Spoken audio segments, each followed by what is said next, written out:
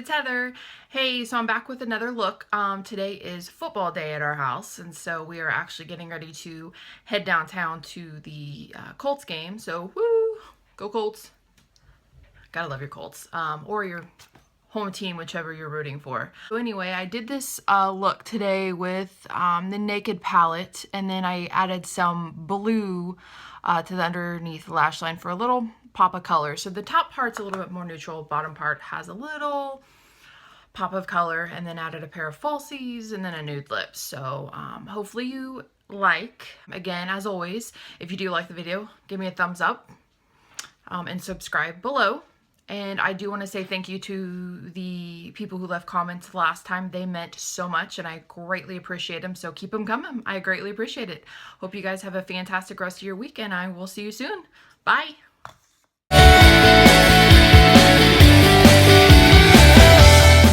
Okay, we're starting with a clean face that's already moisturized and prepped, and then we're going to begin with Mercier Foundation Primer and Radiance Bronze because I need a little bit more color going on in this face. So applying that with clean hands down the face and the neck. I'm then going in with Up Forever Step 1 Skin Equalizer and the mattifying primer. And applying that to kind of help even everything out as well. And then spraying it down with Smashbox Photo Finish Primer Water. That's a mouthful. Next, I'm going to mix the Loreal Lumi foundation in Warm along with the Loreal True Match foundation in Warm. The Loreal Lumi is more of a luminosity, or I should say has more of a luminosity finish, and the Loreal True Match has more of a matte finish. And I'm using a damp Real Techniques Beauty Blender. I absolutely cannot talk today. I am so sorry. Both of those products you can find at the local drugstore if you did not know. I've had some people question me as to where you can find these products. The Beauty Blender you can usually find at Ulta. Next, I'm using Maybelline Master Conceal in the color Light along with a damp Beauty Blender as well, and my fingers to blend that in. And again, as most of you know, Maybelline is also found at the drugstore. So I'm applying that to both sides with my fingers to warm the product up, and then taking the damp Beauty Blender and evening that out. Next, I am taking a L'Oreal Magic Lumi highlighter, and I am putting that more over the under eye area to brighten that under eye. This is a great substitute for MAC's Prep and Prime in Radiant Rose. It's a nice, less expensive option that you can find at your local drugstore. I am then going to use the Anastasia Contour Palette in light to medium, and I'm using the lightest shade with an e.l.f. blush brush, and I'm applying that all over my face to set the makeup that we have applied. Next, I'm going to take the banana shade, and I am going to apply that with the e.l.f. blush brush underneath the eyes as well. Next, I'm taking MAC's shaping powder and Emphasize, and I'm applying that with the e.l.f. blush brush as well underneath the eyes. And then I'm going in with the original Urban Decay Naked palette. I'm using the shade Naked, which was almost gone, as you can see, with an e.l.f. concealer brush. Basically, any fluffy brush will do to apply that into the crease of the eye area.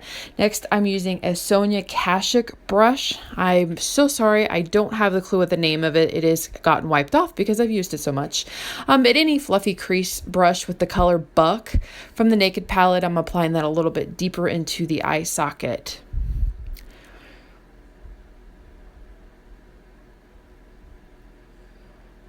I'm also, again, blending with the concealer brush to blend those two areas out. And then I'm taking Makeup Geek's rounded crease brush in the color Dark Horse, and I'm applying that to deepen the crease a little bit further. Makeup Geek products, any of them, the brushes, the eyeshadows, anything can be found at makeupgeek.com. If you are not familiar with the product line, it's a great product line. I highly suggest you go check it out. Next, I'm using the color Sin and an e.l.f. eyeshadow brush, and I'm applying that to the eyelids of my eye. e.l.f. products can be found at your local drugstore if you do not know about e.l.f. as well. Now, as you can see here, I already did one eye just to try to cut down time, and so I'm kind of basically just deepening the crease up a little bit more to getting it to the desired look I am trying to achieve. And I'm going between Buck and Dark Horse with the concealer brush to blend it out, and the Makeup Geek rounded crease brush to deepen the color. I'm then taking Morcin and applying that because I wanted the eyelids to be a lot brighter at the top. I'm then taking an e.l.f. angled brush and Maybelline gel or cream liner in Blackest Black. And I'm doing that to line to line my upper eyelid. A lot of people will start in the center of the eye, and you definitely can do that. I have a tendency to start at the corner and kind of just go, I start at the corner of the eye in the center, and then kind of round it out, and then create more of a little bit of a wing.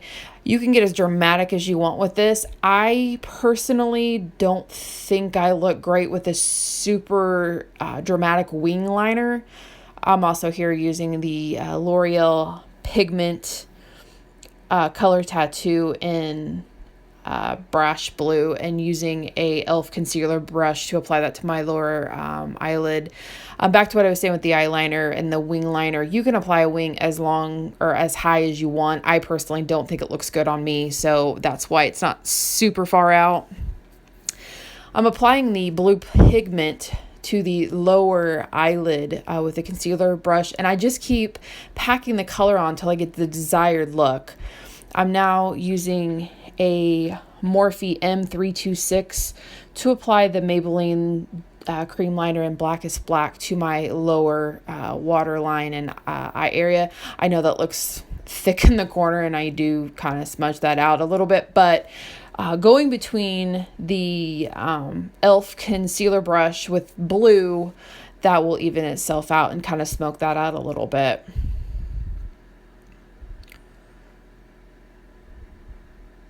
Without hopefully getting it in my eye, as it seems I did, hence why I'm blinking so much.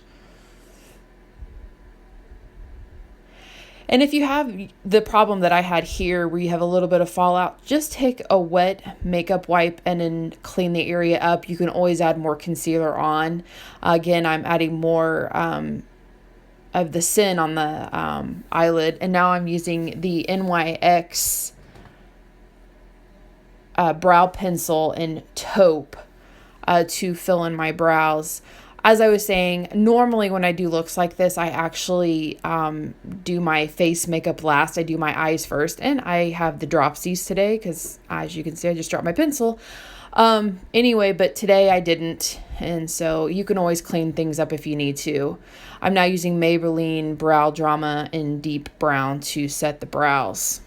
Next, I'm using L'Oreal Telescopic Mascara in Carbon Black, and I'm doing a coat of my upper lash line and then my lower lash lines before I apply false lashes.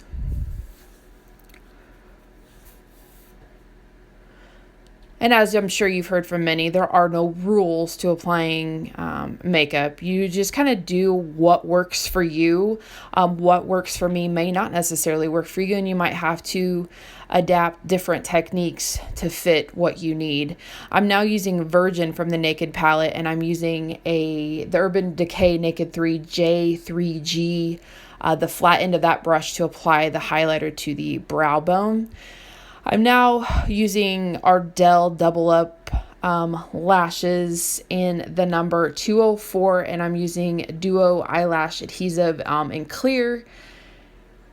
Now, I didn't, and I apologize, show you, first of all, exactly how I put those on, because I did not realize my hand was in the way, so you couldn't see. I will show you an in-depth lash application if you'd like, but I usually use tweezers. But what I have found to be great for me is I take the end of one of my makeup brushes and I put a little bit of the adhesive onto a cardboard or piece of paper, and I dip the end of my brush in that, and I put that on the strip and then let that dry for 30 seconds or so, and then I apply it.